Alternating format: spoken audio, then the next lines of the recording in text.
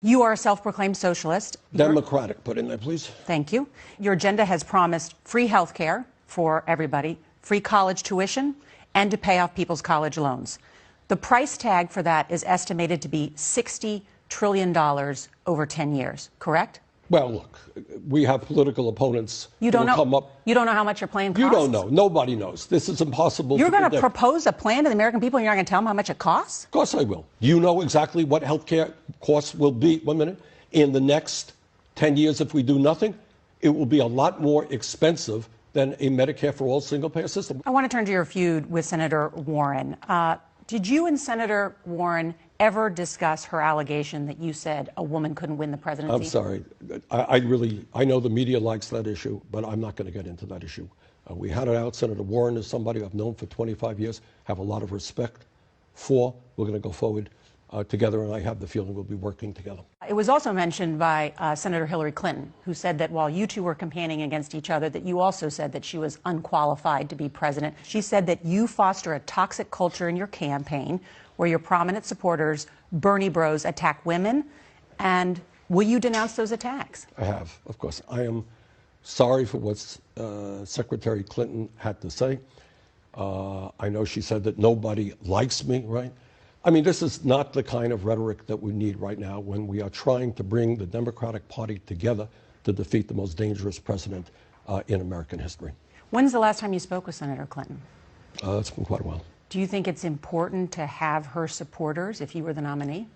Well, right now my job is to win in Iowa. It's to win in New Hampshire, do everything we can. But what Secretary Clinton did indicate, and I was glad to hear this, is that she would support the Democratic nominee, and if that's me, I look forward to her support.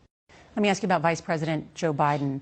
He is looking for an apology for a video circulated by your campaign that he says takes his position on Social Security out of context. Will you apologize? No, of course I won't. Not on that one, I won't. For many, many years as a United States Senator, Joe Biden has been on the floor and elsewhere talking about the need to freeze or cut Social Security benefits. He voted for the balanced budget amendment. So you believe it is wrong that Vice President Biden supported a freeze of cost of living adjustments in Social Security? Absolutely, bad vote. I voted against it. There are ways to raise money in order to protect the working families of this country. Cutting Social Security ain't one of them.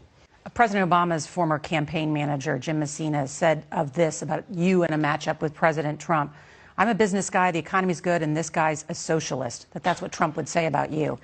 Do you acknowledge it would be an uphill battle against President Trump? You've obviously seen the latest polls, right? Mm-hmm.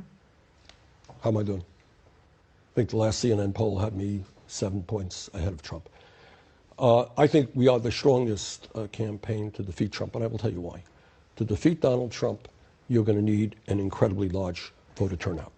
I think our campaign is the campaign of energy, of excitement, that can reach out to young people, reach out to working class people who today are sick and tired of a government and an economy that works for the people on top and ignores them. Can you unite the Democratic Party? We've just talked about criticism from Senator Warren, criticism from Senator Clinton, criticism from the Obama camp. You know, Nora, as you well know, when there are camp, go back to 2008 and look at Obama and Clinton. Do you think there was criticism between the two? There was bitterness between the two. I know the primary stretched through the summer. That's right. The beginning of the summer. That's right. I mean, that's what politics is about. You know, unfortunately, that's the way it is. But I have no doubt that if I become the nominee, of course we're going to be able to unite the party.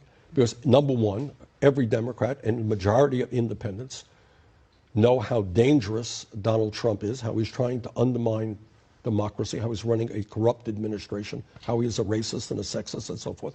So we're going to unite the Democratic Party. And the issues that we are talking about, raising the minimum wage to a living wage, health care to all, dealing with the global crisis of climate change, that is an agenda that will bring the American people